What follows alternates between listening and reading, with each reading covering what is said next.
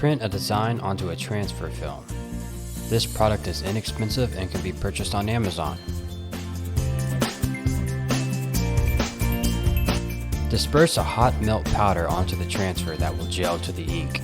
You must apply while the ink is still wet, spread evenly, and shake off the excess. The easiest way to melt the powder to the DTF transfer is to place it in an oven for 2 minutes. You can also use a heat press using the hover method. Do not let the transfer make contact with the top of the press.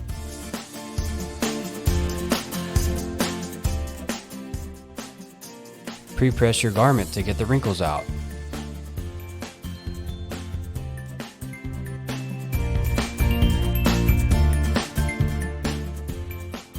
Once you're ready to transfer, heat press the transfer like you would any other. You don't have to use your DTF transfers right away.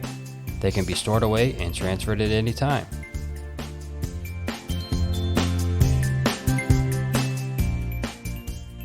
As it cools, it acts as a binder. Peel when cold and reveal the design.